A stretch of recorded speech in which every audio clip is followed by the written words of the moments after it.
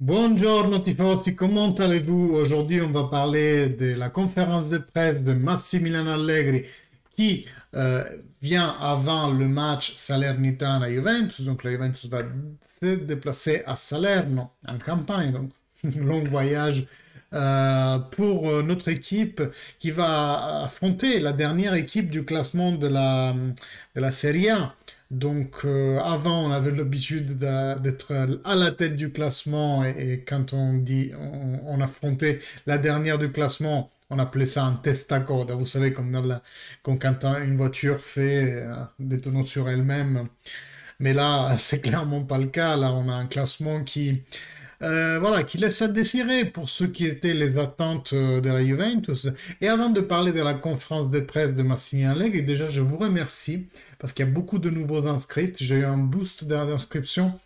Je ne sais pas si c'est grâce à la série All or Nothing que j'ai commencé à poster ou parce que la Juventus vient de deux défaites de suite. J'espère que ce n'est pas les défaites qui vous font inscrire ou si c'est peut-être mes dernières vidéos qui étaient assez dans la colère et dans la récrimination. Mais voilà, en tout cas, ça fait plaisir d'avoir plus de monde. Et pour vous qui venez de vous inscrire, d'habitude, je fais toujours une analyse à chaud post-match. Des fois, quand j'y arrive, je rentre un peu plus dans la tactique, je vous montre des captures d'écran et on essaie d'analyser ensemble les matchs. Quand il y a des polémiques dessus, je fais aussi des vidéos. Vous voyez, je vous mets ici celle-là, celle qui regarde la dernière polémique qui est en ce moment en ce qui concerne les plus-values. Vous pourrez cliquer, vous faites votre propre avis sur la question, hein. Moi, je vous reporte les faits et puis je vous donne mon avis aussi. Mais dans tous les cas, aujourd'hui, on va parler de la conférence de presse. Donc, on vient de deux défaites. Une en Champions League, 4-0 contre le Chelsea, champion d'Europe, première ligue, on va pas refaire tout l'embarras à chaque fois, et d'une défaite 1-0 contre l'Atalanta. J'ai revu les matchs, mes amis. J'ai revu les matchs, je l'ai aussi, disons, analysé d'un point de vue plus détaché et plus objectif. Honnêtement, on n'a pas fait une si mauvaise prestation que ça. Notre ressenti négatif pour cette prestation est les deux à deux choses. Le résultat, bien entendu, et ça c'est logique, perdre, ça fait jamais plaisir, surtout perdre quand on a des attentes fortes sur son équipe, et c'est clair que c'était un match hyper important pour en arriver à la quatrième place. Mais ce qui, disons, biaise encore plus notre ressenti par rapport à ce résultat, c'est les matchs précédents en fait, la négativité des matchs précédents. Parce que, honnêtement, entre vous et moi, l'Atalanta, c'est une corazzata, c'est une cuirassée, c'est une bonne équipe, hein. Ils sont en Champions League, ils ont un rythme de dingue, ils font du homme sur homme sur tout le terrain. Donc c'est une équipe hyper physique, technique aussi. Et si tu la laisses, disons, faire le jeu, t'es mort, simplement. Même Guardiola a dit, allez jouer contre l'Atalanta, c'est comme aller chez le dentiste se faire arracher une dent. Guardiola, hein, c'est pas le dernier des entraîneurs. Donc, ce qu'il faut qu'on fasse, c'est un pas en arrière. Perdre contre l'Atalanta, même à l'Allianz Stadium, c'est pas la pire chose du monde. C'est vrai que c'est la première fois qu'ils viennent gagner dans notre terrain, mais ça, maintenant, c'est tout le monde peut se le permettre. Si même l'Empoli et le Benevento peuvent le faire, pourquoi pas l'Atalanta, j'ai envie de dire. Donc, ce qu'il faut qu'on se dise, c'est le match de l'Atalanta, c'est pas grave. Vraiment. C'est pas ça. Et je suis en train de taper Serie A pour revoir tout ce qu'on a fait comme chemin jusqu'à maintenant. C'est pas le match contre l'Atalanta, la défaite contre l'Atalanta qui doivent nous choquer. Parce que si je reprends le classement, nous sommes à 21 points. Le Napoli qui est en tête, bien entendu, en a 35. Ils sont à 35, les gars. Ils ont une moyenne scudetto, ce qu'on appelle une moyenne scudetto. Ils gagnent 2,5 points par match. Nous, c'est 1,5. C'est clairement quelque chose que c'est même pas une moyenne qui nous fera arriver en Champions League. J'ai fait le calcul hier, je crois. Bref, donc si on regarde aujourd'hui 21 points pour en arriver à 35, il en manque 14. Vous êtes d'accord avec moi? Donc si je vais à partir, tac, tac, tac, à partir du premier match de la saison de la Juventus, faut aussi qu'Internet veuille bien. Pourtant, je suis pas en zone rurale, hein. À Juventino à Paris. Voilà. Donc, premier match, j'étais à Turin pendant ce match. J'étais pas au stade, mais bon. Bref. Udinese, on a fait match nul, ça fait 2 points. Empoli, ça fait 3 points à moi. Ça fait 5 déjà. Napoli, 2-1, on perd 2-1, d'accord, je peux accepter. Je peux accepter. Ça fait toujours 5. Milan 1-1, ok, je peux accepter aussi. Disons que je peux accepter. Spezia, on a gagné. Sampdoria, on a gagné. Torino, on a gagné. Roma, on a gagné. Inter, on a fait match nul aussi. Je peux accepter, il n'y a pas de souci. Disons que les big matchs qui sont défaites ou match nul, on les accepte. Disons ça, juste pour se projeter. Sassuolo, on perd. Déjà, Sassuolo, chez nous, on perd. Et on était à 5, là, ça fait 8. Verona, chez eux, on perd. Ça fait 11. Fiorentina, on gagne. Lazio, on gagne. Et Atalanta, on perd. Donc, ça fait 11. Les gars, si on avait 11 points de plus, aujourd'hui, on serait à 22, pardon, 22, 11 points, 11 points, 22. C'est pas des glaces. Je dis 22, 32, pardonnez-moi. C'est pas des glaces. Ça serait équitable par rapport au Milan. On serait à égalité avec le Milan à 32 et le Naples à 35.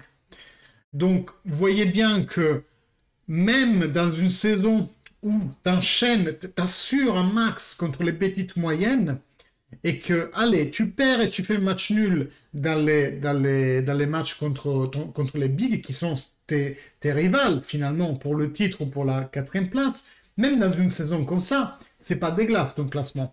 T'es deuxième à égalité avec le Milan. Mais comme je vous disais, on a une moyenne de 1,5. Alors, on va faire le calcul ensemble. Ça va être un peu long, donc je suis désolé, pourtant je l'avais fait hier, mais... Attends, peut-être j'ai l'historique. Ben, parfait. Parfait, parfait. Disons que l'on gagne les 5 prochains. Donc, 21. Tac, 21.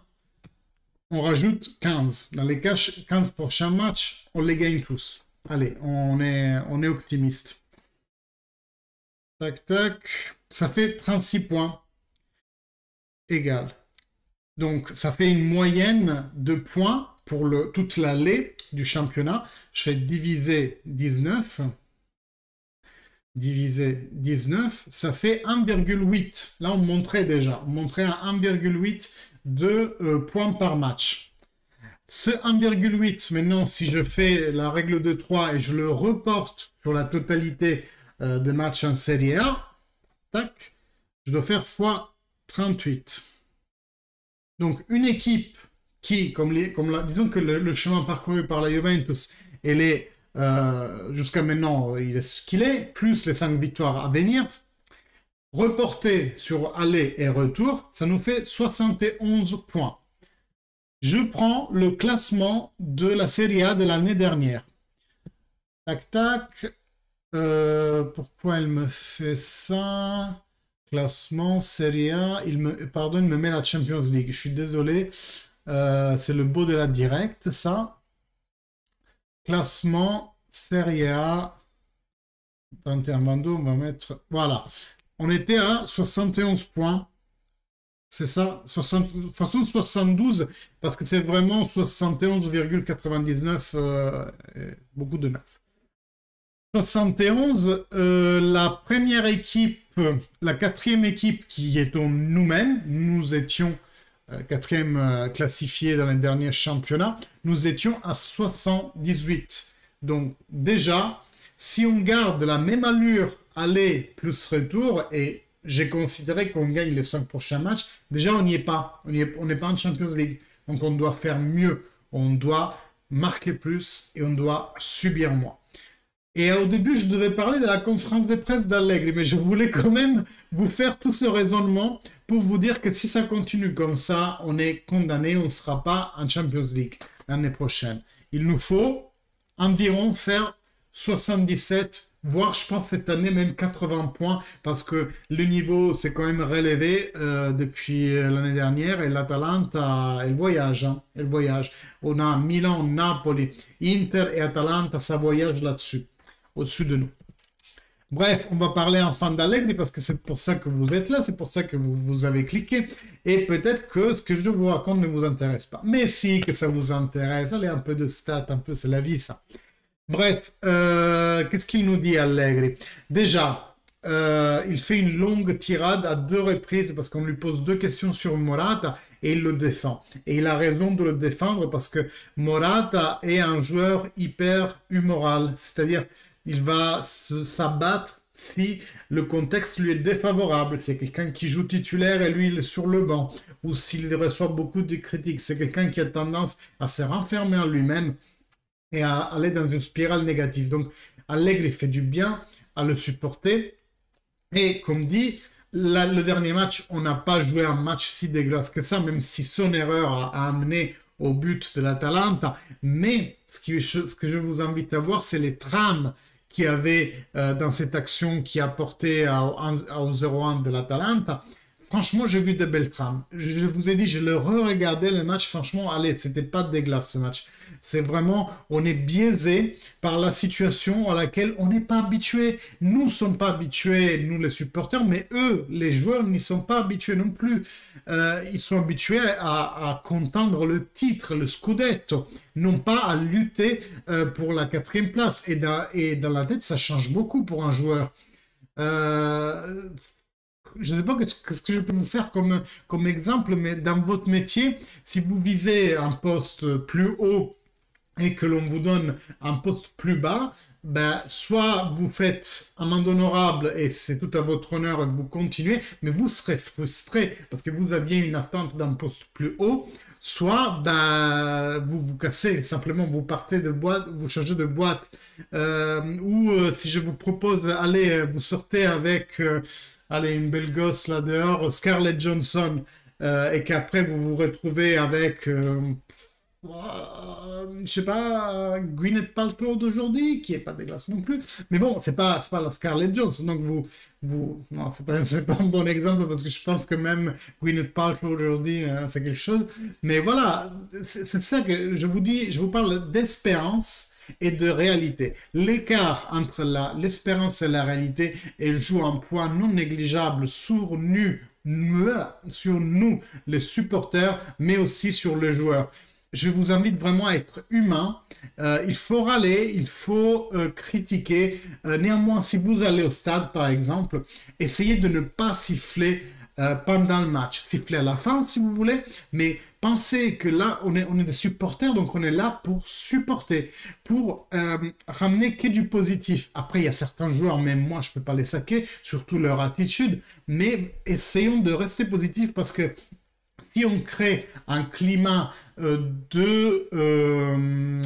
climat négatif autour de l'équipe, ça ne nous dessert pas en fait. On les engendre dans un cycle négatif. Bref, aujourd'hui, il faut vraiment que je parle de la conférence parce que là, j'ai tendance à parler de tout. Qui est ligne rentre? Ok, on l'a. Keane est aussi disponible. On a ramené Soulé de la première équipe. Par contre, on perd, comme vous le savez, Chiesa et McKennie. Chiesa qui, normalement, a fini son 2021. Il pourra plus jouer parce que c'est un bon gros problème, le sien. Donc, il récupérera sûrement après la pause de la trêve pour Noël. Par contre, McKennie, il sera réévalué au jour le jour parce que, disons, c'est un accident un peu moins contraignant, on va dire. Après, il nous dit qu'on marque peu, on le sait déjà, mais Balzarini lui fait remarquer on marque peu de la tête. Et c'est vrai que, si vous vous souvenez, l'année dernière, on avait un plan B qui était, quand les choses ne marchaient pas, c'était transversal de Quadrado pour quelqu'un, notamment Ronaldo, mais quand il n'y avait pas Ronaldo, on arrivait aussi à trouver Morata ou Ken, et on arrivait à marquer plus ou moins. Aujourd'hui, vraiment, entre les buts qui nous manquent des milieux de terrain et les buts qui nous manquent de la tête, ça fait beaucoup en fait. Ça fait beaucoup et on n'arrive pas beaucoup à marquer cette saison.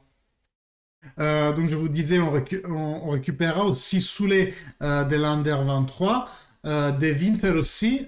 Ça serait pas mal, je pense, de voir ces jeunes contre la Salernitana. Alors, j'ai vu la vidéo de Cole Pogob, je pense qu'il a raison. Si on avait gagné contre le Salernitana, on aurait même eu des chances de voir au moins Caio titulaire. Mais là, je pense que Allegri stresse un peu pour avoir des résultats. Donc je crains on verra sûrement pas Soulé. Et Allegri l'a dit en conférence, il est là juste parce que Chiesa s'est blessé. Et Caio, je pense qu'on le verra peut-être à la fin du match. Euh, quoi d'autre, les amis? Après, on lui pose des questions sur le marché. Est-ce que vous êtes satisfait du marché? Mais qu'est-ce que vous voulez qu'il réponde? Bien sûr, il ramène l'eau à son moulin, au moulin de son entreprise. Donc, il va jamais te dire qu'il est insatisfait du marché. La chose plus intéressante, la question plus intéressante que j'ai trouvée, c'est Romeo Agressi qui la pose. Et en fait, il lui demande est-ce qu'il a un plan B.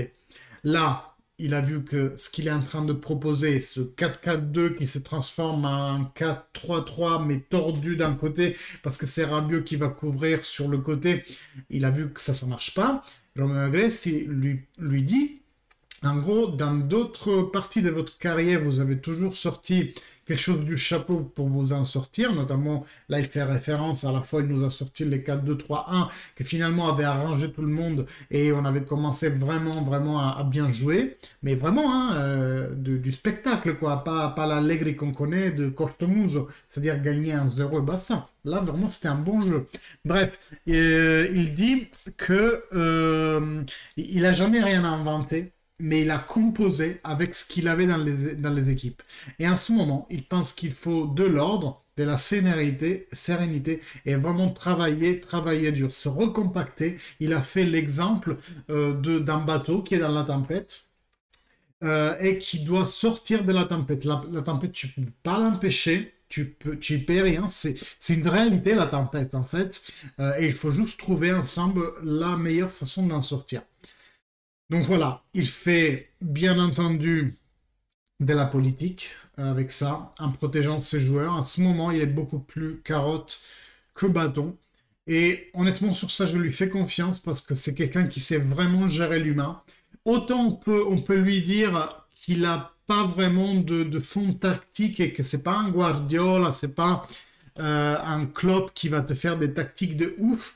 Ou des choses apprises par cœur comme Antonio Conte l'année dernière à l'Inter, autant pour la gestion de l'humain et vraiment de tous les aspects psychologiques qui sont derrière le métier de footballeur. Là, je lui fais vraiment confiance. Donc, voyons là où il peut nous mener, sachant que les gars, Allegri, c'est pas qu'il est accroché à son trône, puis il est plus que ça, ils l'ont soudé à son trône avec ce contrat à 9 millions par an. On raconte que c'est 9. Ça pourrait être aussi 7 selon certaines sources, mais 9 millions par an pendant 4 ans. Et il y a une source qui est Marcello Chirico de ilbianconero.com qui a fait fuiter qu'il y aurait une clause éventuellement si au bout de la deuxième année de contrat, la Juventus n'est pas satisfaite de ce qu'Allegri nous a apporté, elle pourrait casser le contrat de façon unilatérale. Pardon. Par contre, ça, il faut vraiment le prendre avec des pincettes. Parce que si une telle clause existe, c'est pas à la portée de tout le monde. Ils doivent la connaître en 4 ou 5. Il doit y avoir Allegri, son procureur, Galeone, qui est pratiquement le meilleur ami d'Allegri, et ensuite Agnelli, Arrivabene, Nedved, Cherubini. Allez, 6 personnes. Aucune de ces 6 personnes n'a intérêt à que un tel détail soit révélé à la presse et au grand public parce que tout simplement, ça déstabilise l'équipe, que ça se sache. Donc, c'est vraiment à prendre des pincettes cette histoire de clause. Mes amis, j'ai fait un peu un micmac de tout. Mes réflexions que j'ai eues hier en regardant le match, au moment du classement, les mots d'Allegri en conférence de presse, c'était un peu brouillon. Je m'en excuse. Dans tous les cas, prochaine chose à faire, je vous fais le 2e et 3e épisode de All or Nothing. J'essaie de vous le faire ce soir. Et après, je les posterai dans les jours où je ne fais pas de vidéo parce que l'actualité n'est pas aussi, disons, remplie de sujets. Et après, demain, on se voit post-match. Soyez au rendez-vous parce que moi, dès que l'arbitre siffle 3 fois, je me mets à l'ordi et je vous enregistre la vidéo. Sachez aussi que je prévois plus tard de le faire en live. Comme ça, le live, il a beaucoup d'intérêt. C'est parce que comme ça, vous avez le contenu plus tôt, genre un quart d'heure plus tôt. Et on parle en direct, les gars. Vous pouvez écrire vos commentaires, je vous réponds. Ça risque d'être plus interactif et plus intéressant. Donc, bientôt, les post-match, je les ferai en live sur YouTube. Et si vous venez de Facebook, parce qu'il y a beaucoup de gens qui me suivent aussi sur Facebook, je vous prie d'adhérer plutôt à la partie YouTube. Allez sur YouTube, vous cliquez sur la petite cloche et vous serez mis, comme ça, vous serez mis au courant dès que je poste une vidéo, vous recevrez la petite notification qui va bien avec. Et si c'est la première fois, inscrivez-vous, quoi vous dire, likez, commentez. Merci beaucoup, c'est vous qui faites grandir cette communauté, qui m'aidez. Parce que plus de likes, plus de commentaires, YouTube va proposer mes contenus à d'autres tifosi francophones de la Juventus et on va grandir, les gars. On va grandir grâce à vous. Je vous remercie, je vous dis à demain et fino alla fine, Forza Juventus.